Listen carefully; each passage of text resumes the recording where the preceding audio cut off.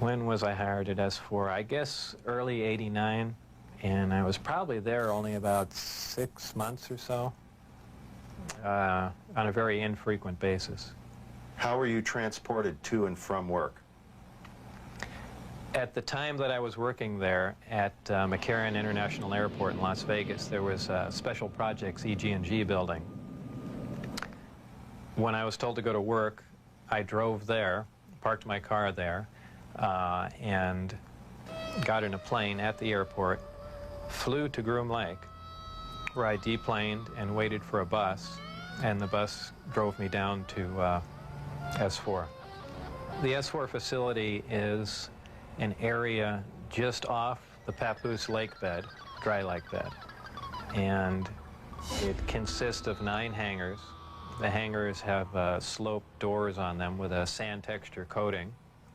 Around the opposite end of the hangars, there's the standard entrance where you're dropped off at, go through a security check, and inside there's a small complex.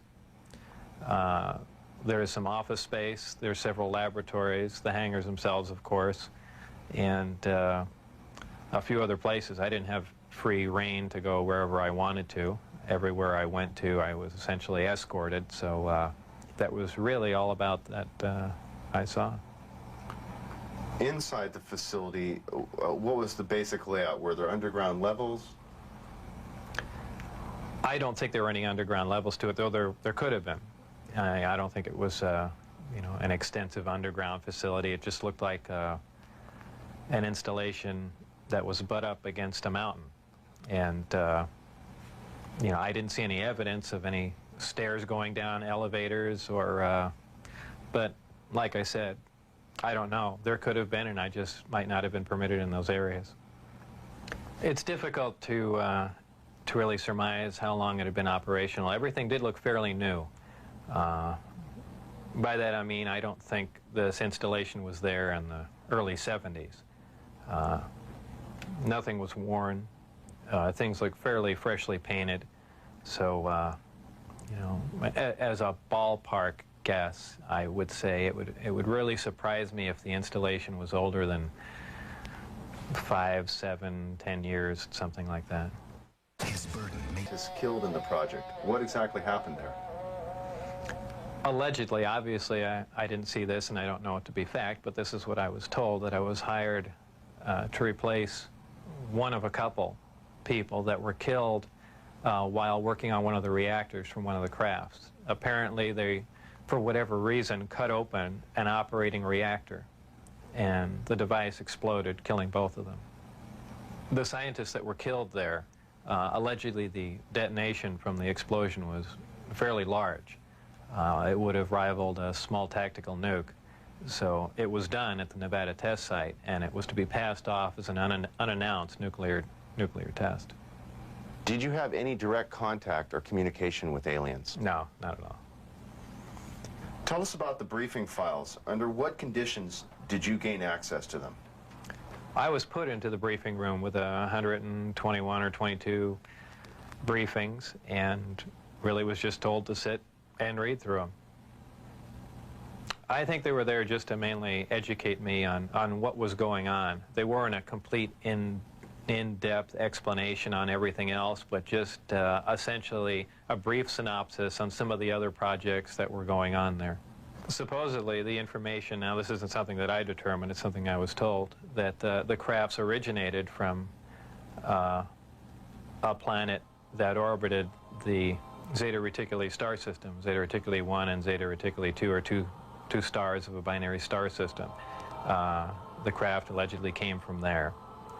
1 or 2 autopsy photographs I saw dealt with just a small photograph, a bust shot essentially, just head, shoulders, and chest of an alien where the chest was cut open in a T fashion and one single organ was removed. The organ itself in the other picture was cut and vivisectioned essentially. Showing the different chambers in there.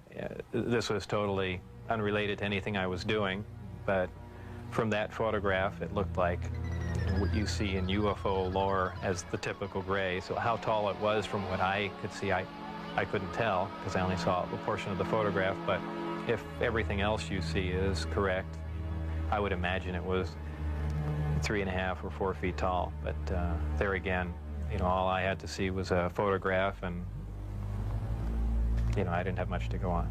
What was the incident in 1979 that brought the alien exchange program of information to a halt? Again, this is a story that was relayed to me, and allegedly what happened in '79, there was some sort of information exchange going on where there were actual live aliens at the facility, and at one particular point there was an area where some security personnel went to enter, and apparently because of not the sidearms but the bullets in the sidearms, from what I understand, if they would have entered the area, the bullets would have detonated. And supposedly one of the creatures tried to stop the security personnel from entering the area, and a fight ensued. And the bottom line from the altercation was that the security personnel, I don't remember how many were involved, but were all killed, and they died of head wounds, and that's all that I heard of that story. What was your job description at S4? My official job description was a senior staff physicist.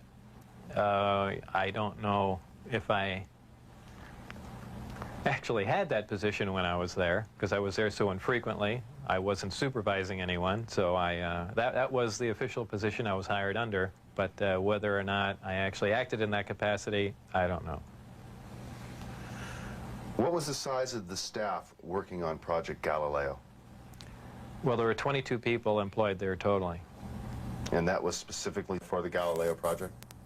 No, for the entire project. Oh, I see. There were 22 people with majestic clearance. I had majestic clearance. Majestic clearance was designated as clearance 38 levels above Q clearance, and Q clearance is the civilian top secret clearance.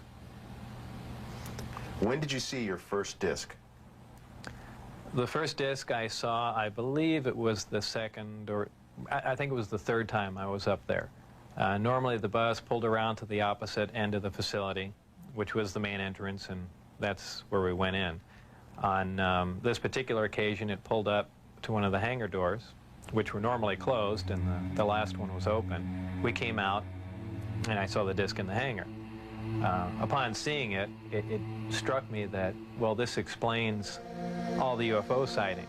Not thinking that it was an extraterrestrial craft, that this must have been some advanced form of fighter that we've been working on for years, and, you know, people have just caught it being tested, so on and so forth. And it never even occurred to me, even though I was looking at an extraterrestrial vehicle, that, you know, this wasn't man-made. When did you realize the craft was not of earthly origin? Well,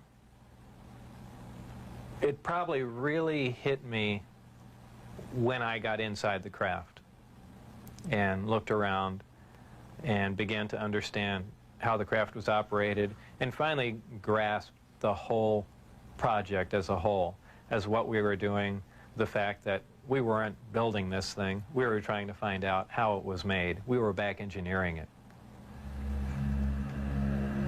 What is back engineering? Well, back engineering is taking a finished product and finding out how the device or product was produced, and essentially determining whether or not you can duplicate it. Now, scientists aside, what was your emotional response? What were you thinking were the implications to the world or man in general from these revelations? I really didn't think about implications of that sort. As far as emotionally, people have asserted that, boy, that must have been the most exciting time in your life, and that's not the way it was. When I first got to look inside the craft, all I can say, it's an ominous feeling. You walk in there, and it feels as if you shouldn't be there. I know that sounds kind of corny, but it's a real ominous feeling. It's not an exciting feeling. It brings up a whole lot of questions in your mind. Well, where did this come from? And you know that they won't give you the answers to the whole story, but it's that's the only way I can describe it. Let's go, people! Lift. It produces a gravity wave, which is similar to the gravity wave that the Earth produces. However, the craft phase shifts the wave. In other words, it turns the wave not really in an opposite polarity, but something to that effect, where it will work against the natural gravity wave of the Earth, and it produces lift in that effect. Is there any internal protection for the crew? Does the craft generate a gravitational field inside the craft itself? Well, the craft generates its own gravitational field. Being inside that field essentially doesn't shield you, but essentially you're in, and this is a terrible way to say it, almost in a different realm, because you're now influenced only by that gravitational field. For instance, people wonder how a craft like this can make a turn at such high speed, a 90-degree turn, when they would imagine people slamming up against the wall or something to that effect. Well, that really wouldn't happen. Inertia would have no effect. You're in a distortion, and don't forget that gravity distorts time and space, so really nothing is going to influence you while you're in there. Describe the gravity amplifiers for us and some of their different operating configurations. There are 3 amplifiers. The craft can operate on a single one, can lift off the ground. The way in which it's propelled are 2 different ways. There's what they call Omicron configuration, where the craft is using one generator, or Delta configuration, where it's utilizing all 3. Delta configuration would be for space travel. Essentially, the craft will tilt up on its side, as opposed to a science fiction movie where you see a flying saucer moving around. The craft will tilt up on its side, focus the 3 gravity generators to a single point, and move through space that way. Moving around the source of gravity is a problem to a disk because it's interference, essentially. So what they do is they work with that interference to their benefit. They'll use one gravity generator to lift the craft off the ground. And as opposed to what we're used to, for instance, a plane, once it's in the air, we envision thrust or some force coming out the back of it to push it forward. The crafts work completely opposite of that. What they do is once they're hovering in the air, they'll swing the gravity, 2 remaining gravity generators up in front of them and create a distortion, essentially a downhill, and the craft rolls downhill for infinity. It's always chasing a little distortion. That's why they look goofy when they fly around at low speed, because they're essentially, and any time you run over, you know, the gravity field around the Earth is not completely constant and stable, depending on the minerals and density of the Earth underneath it. The gravity will vary somewhat, and you will get odd movements of the craft. So its low-speed mode is kind of unstable for the most part. I only witnessed one test flight up close, officially. That I was just inside the hangar. The test was going off probably, you know, just as the sun was going down. And it was a low-performance test. I believe there were some pilots or test pilots in the craft. The craft must have been retrofitted to fit them, because the seating arrangements were really not accommodating. They were in radio communication with the craft, which is kind of surprising to me, because the gravity waves that the craft was producing should have distorted the radio waves also. So apparently there's something there that I don't understand. The craft lifted off the ground, virtually noiseless, other than a small corona discharge on the bottom of the craft, indicating the presence of high voltage. That dissipated at about 30 feet, and it stood there completely silently, and moved over to the left, to the right, and sat back down. That was the entire test. However, that was an extremely impressive test. Maybe to someone that really knows little about science or anything, that wouldn't be a whole lot, but you have to realize this craft was about 52 feet in diameter. I don't know exactly how much it weighed, but it weighed a lot. And this was quite a scientific feat, to lift something completely silently, under control. And you know, perform a maneuver like that. The craft itself was, I assume it was metal. It was cold to the touch. That's why I say it was metal. But it was a brushed aluminum, actually just an unfinished stainless steel, not shiny finish to it. Had no seams. It was as if it was injection molded from one giant die. I was completely amazed. I can't really reflect on how it made me feel, but that was exciting. How would you define gravity? Could you describe in layman's terms its basic principles for us? Gravity is something difficult to explain because it's something that we essentially don't understand. It's just something that we can observe. Not much is really known about gravity. There are many theories about it, but they are just mainly theories. There's theories of gravitons, which allege that these subatomic particles that act like an attractive force like gravity that exchange between two pieces of matter. There's also a theory that gravity is a form of wave, an electromagnetic wave. But basically, gravity is a force. It's the attraction, well, it's the inherent property of matter to have gravity, a mutual attraction for each other. And it's basically all that we really know. Modern science, current science right now, identifies one gravity. It's one force in nature. Apparently, through research at S4 or information gained from one of the crafts they were researching there, it appears that there are two different forms of gravity. One form works on an atomic scale, on subatomic particles, holding pieces of matter, holding atoms themselves together. Another works on a larger scale, the scale we're most familiar with, holding planets in orbit, holding ourselves to the ground, things of that sort. Because it produces a gravitational field, I wouldn't say the craft is invisible during the day. However, if you're under the craft, because of the way the gravity is being used, gravity bends time and space, and it bends light. If you are looking underneath the craft or from certain vantage points, you will actually see what's above the craft. It's really a trick of the way light bends under the influence of gravity.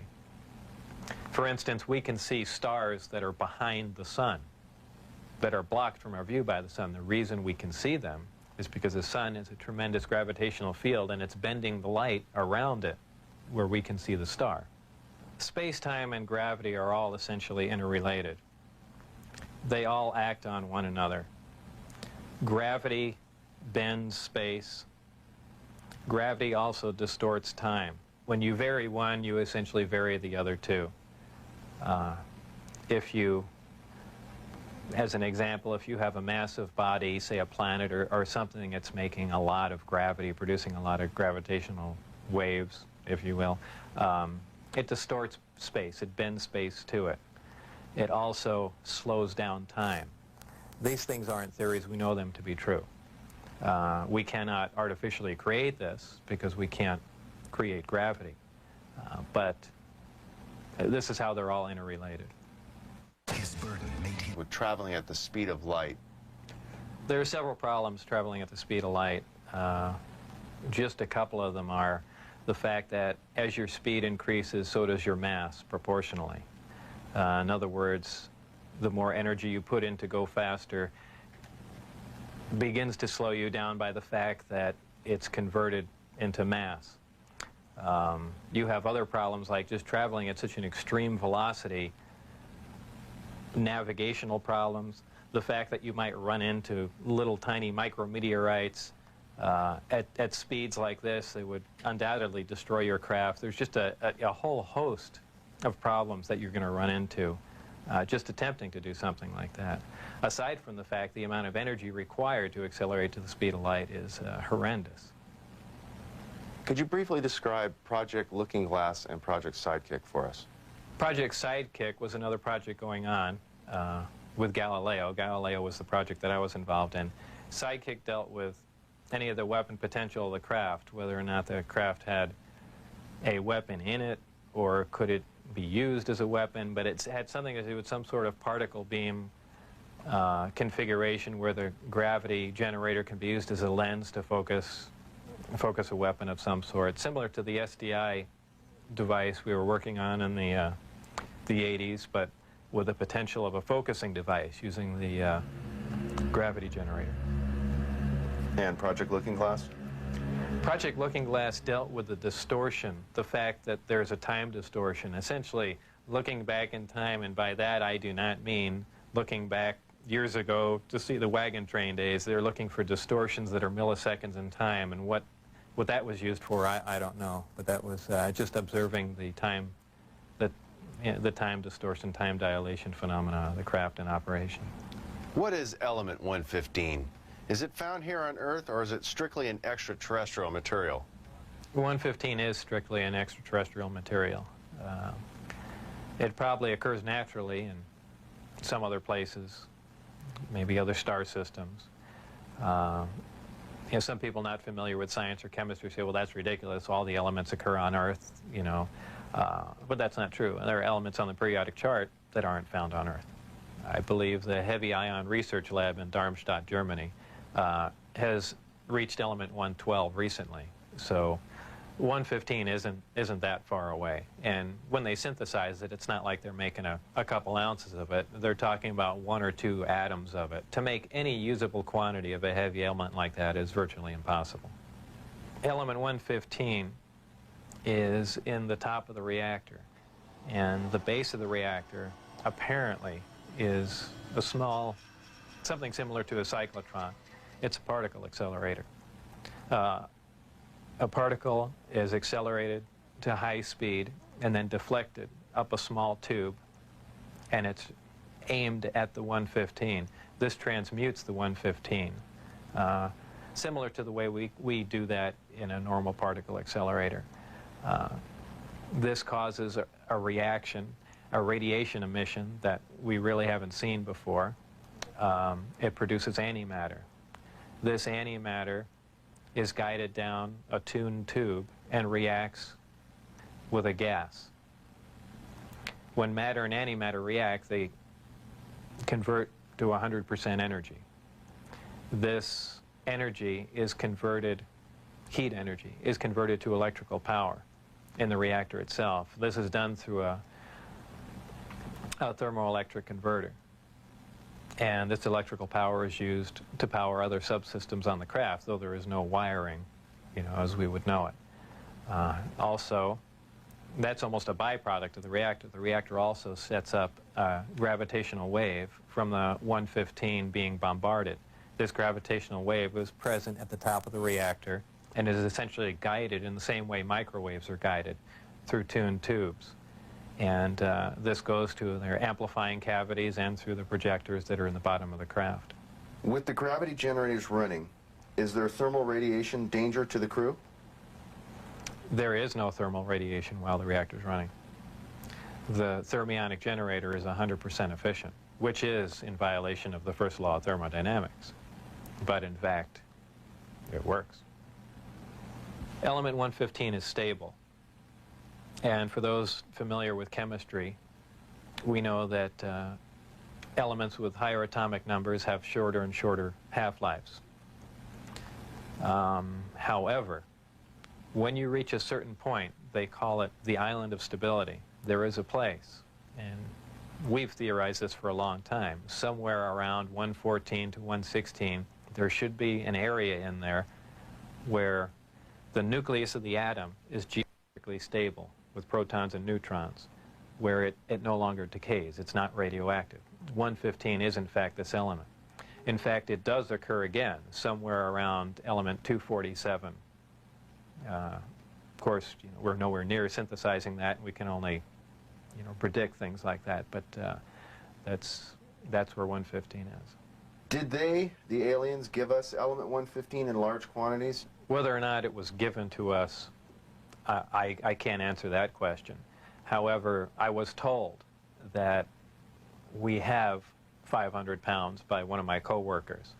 How it was obtained and, you know, where exactly it came from, I don't know. Whether it came in one of the crafts or, you know, it was separate cargo somewhere. Anyone can speculate, but I was told that was the figure. You were able to get away with a sample of element 115. How much did you get away with? No comment. Several nighttime test flights, unofficially, while off the base. What did you see? The test flights I saw off the base, actually the best test flight was witnessed by my friends who I had brought out there. At the exact moment the craft was hopping around and doing some really impressive maneuvers, I had turned around and I think was looking for the video camera or something to that effect, but I missed some of the most impressive maneuvers. But the craft was similar to what was done before that I had seen close up, other than the fact that it went above the mountain range, moved a much greater distance at a much higher rate of speed. How were you able to find out about the test flight schedules? The test flight schedules were told to me specifically because I was probably going to have to be present during those times. And at that time, the test flights were taking place on Wednesday nights.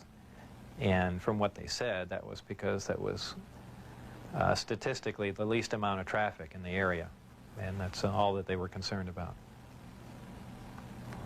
Does the propulsion system release any sort of discharge or exhaust? There was a high voltage discharge on the bottom of the craft, but as far as there being an exhaust, there was none. Why did they appear as glowing balls of light in the night sky? Well, that's kind of the same reason why a neon light or a fluorescent light lights up. What you're dealing with is a high energy source in essentially a gas atmosphere, oxygen, nitrogen. And when you apply enough energy to a gas molecule, they emit photons, they emit light. And I don't think it's anything, it's really a byproduct of how the craft operates. When it's emitting that much energy, the gas surrounding the craft emits light, the same reason why lightning is visible. You have a huge electrical discharge, and the gas emits light in the form of lightning bolt. If you were going to see one of these crafts at night operating, it would appear really as a glowing ball or just a bright light in the sky from a distance. Even close up, you'd see a glowing halo around it. This is typically what you'd see in your normal UFO sighting, if you've heard them a lot. However, keep in mind that lights in the sky are caused by much more common things than flying saucers. Tell us a little more about the aurora you witnessed taking off out of Area 51. It was a large craft, and the one glimpse I got of it was from the rear, and it had two huge square exhausts with vanes in them. And it was just, it sounded more like a rocket than a jet. I don't know. I even think he did mention that it was liquid methane powered, but there again, you know, working on the disc technology, I really could care less what was rolling around at Area 51, but it did catch my eye. As a result of going public, have there been any attempts made on your life? One day when I was getting on Interstate 15, driving down Charleston Boulevard, a car came up alongside of me, and I thought he was just trying to race me to get on the freeway. This was after I had left the project. It was a white, boxy-looking car. Exactly what make and model, I don't know. But I accelerated to get on the freeway to go fast, and there was a gunshot, and the back of the car was hit, and I skidded off into the median. And I stopped, and I was frightened, and I just stood there because I thought the guy was going to be alongside of me and just shoot me. I had nothing to do. I was essentially paralyzed with fear, and I waited there, and then nothing else happened. And do I know it was a government agent trying to kill me? No. Could it have been a drive-by shooting? Maybe. You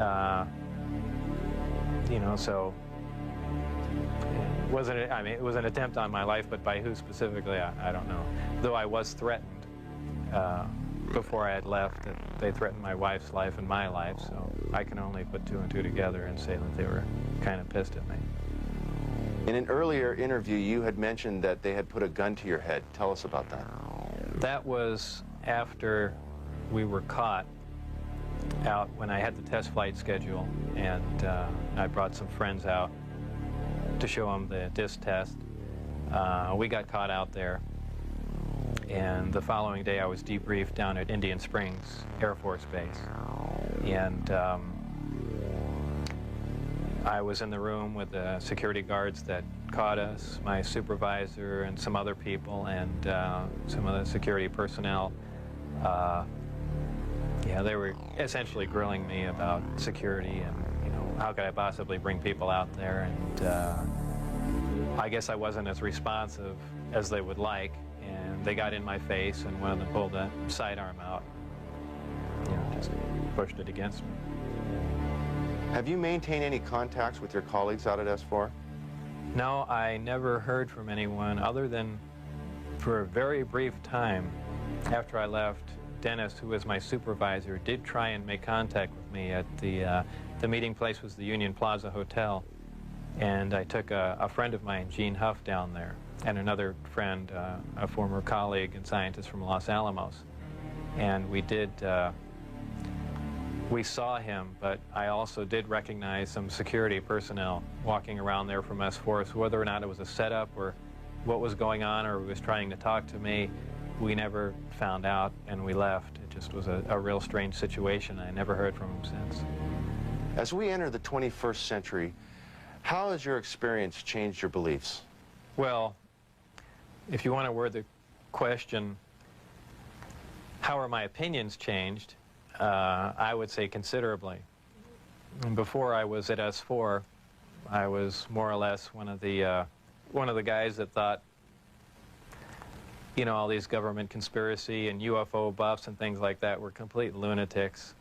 I even remember before I was involved there, a friend showed me a little newspaper clipping. It said John Lear was giving a lecture who was touting that aliens from another world came to Earth and there's 70 different species. And I remember laughing on the phone that this guy had lost his mind. And I was also under the impression that, you know, boy, the government's all for the people, and they, you know, they're out here to protect us and all that. You know, after the experiences I had there, everything is completely turned around. You know, the government is doing everything but looking out for us. I mean, the only thing they're looking out is for themselves. You know, obviously the ET craft do exist.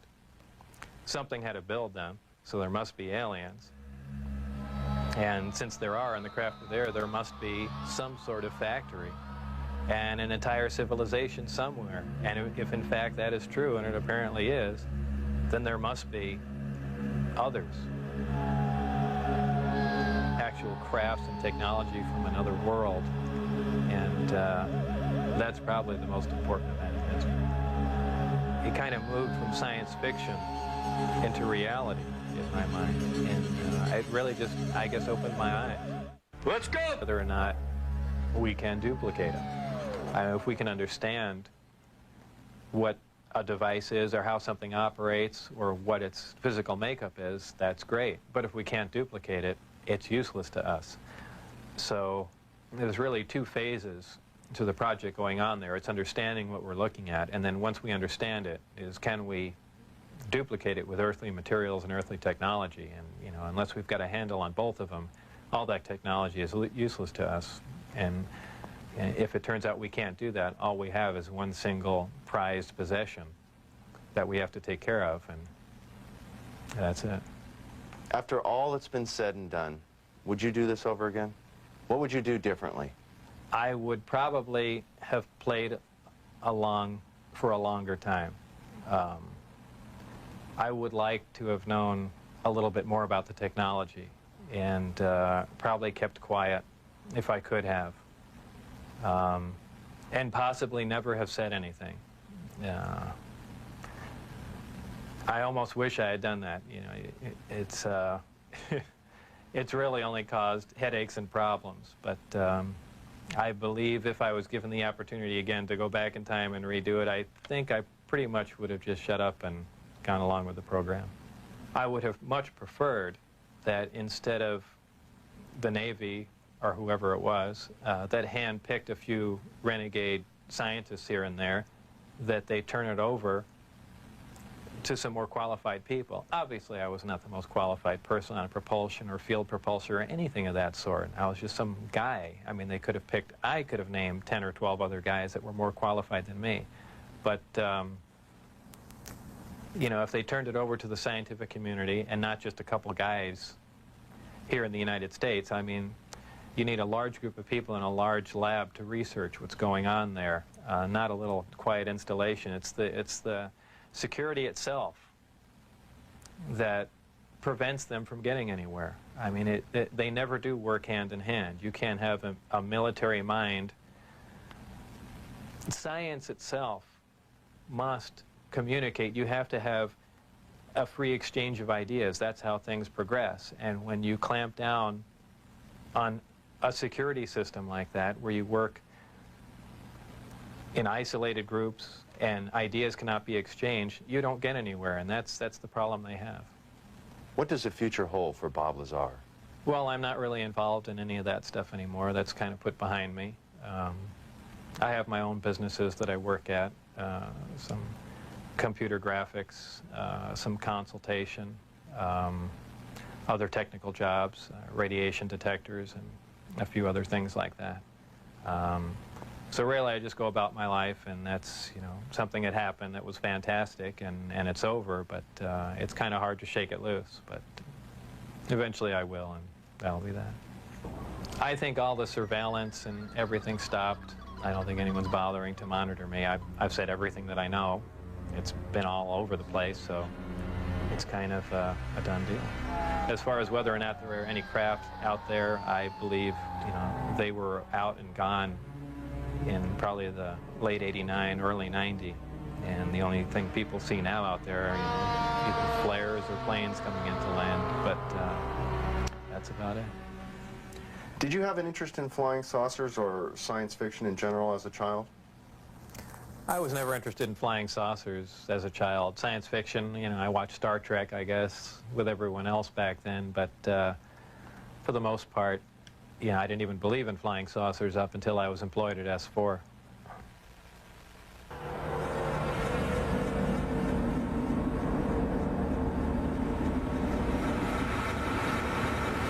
I couldn't help at one point in my discussions privately with General Secretary Gorbachev, when you stop to think that we're all God's children, wherever we may live in the world, I couldn't help but say to him, just think how easy his task and mine might be in these meetings that we held if suddenly there was a threat to this world from some other species, from another planet, outside in the universe.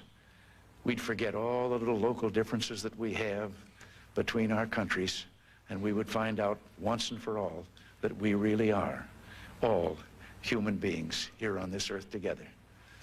Well, I don't suppose we can wait for some alien race to come down and threaten us, but I think that between us we can bring about that realization. Thank you all. God bless you all.